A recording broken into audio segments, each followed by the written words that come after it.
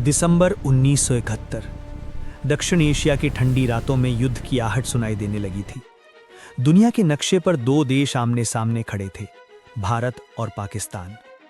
लेकिन ये कहानी सिर्फ एक युद्ध की नहीं है। ये कहानी है लाखों लोगों की पीड़ा, राजनीति के बड़े फैसलों और इतिहास बदल देने वाली लड़ाई की। उस समय पाकिस्तान दो हिस्सों में बटा हुआ था, पश्चिम पाकिस्तान और पूर्वी पाकिस्तान। आज जिसे हम बांग्लादेश के नाम से जानते हैं, वही तब पूर्वी पाकिस्तान था। पूर्वी पाकिस्तान के लोगों को लंबे समय से भेदभाव का सामना करना पड़ रहा था। भाषा, संस्कृति और राजनीति, हर जगह उन्हें दबाया जाता था। 1970 के चुनाव में पूर्वी पाकिस्तान की पार्टी ने जीत हासिल की, लेकिन सत्ता उन्हें नहीं दी गई।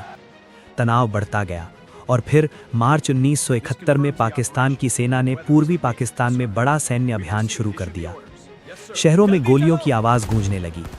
लोग अपनी जान बचाने के लिए घर छोड़कर भागने लगे। लाखों लोग सीमा पार करके भारत में शरण लेने लगे। भारत के सीमावर्ती राज्यों में शरणार्थियों की संख्या तेजी से बढ़ने लगी। उस समय भारत की प्रधानमंत्री थीं इंदिरा गांधी। उन्होंने दुनिया के कई देशों से मदद की अपील की। उन्होंने बताया कि यह सिर्फ भारत का नहीं, बल्कि मानवता का संकट है। लेकिन दुनिया के कई बड़े देश चुप रहे। इधर भारत की सेना स्थिति पर नजर रख रही थी।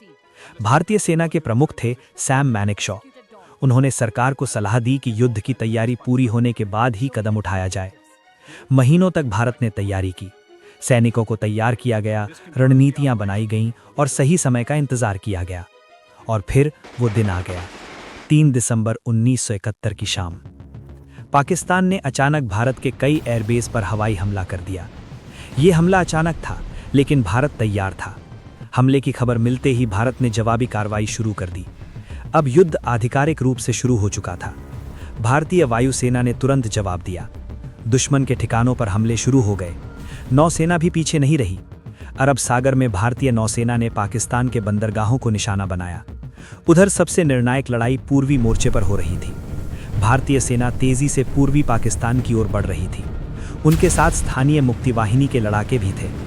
एक एक करके शहर आज़ाद होते चले गए। भारतीय सैनिक जंगलों, नदियों और कठिन रास्तों को पार करते हुए आगे बढ़ते रहे। कुछ ही दिनों में पाकिस्तान की सेना चारों तरफ से घिरने लगी। ढाका, पूर्वी पाकिस्तान की राजधानी, अब भारतीय सेना के घेरे में आ चुकी थी।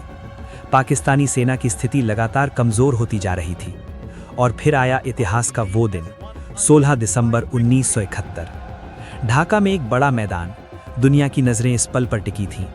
पाकिस्तान के कमांडर A.K. नियाजी और भारतीय सेना के लेफ्टिनेंट जनरल जगजीत सिंह अरोड़ा आमने सामने खड़े थे। कुछ ही पलों बाद एक ऐतिहासिक दस्तावेज पर हस्ताक्षर किए गए। पाकिस्तान की सेना ने आत्मसमर्पण कर दिया। लगभग 93,000 पाकिस्तानी सैनिकों ने हथियार डाल दिए। ये आधुनिक इतिहास का सबसे बड़ा सैन्य आत्मसमर्पण था।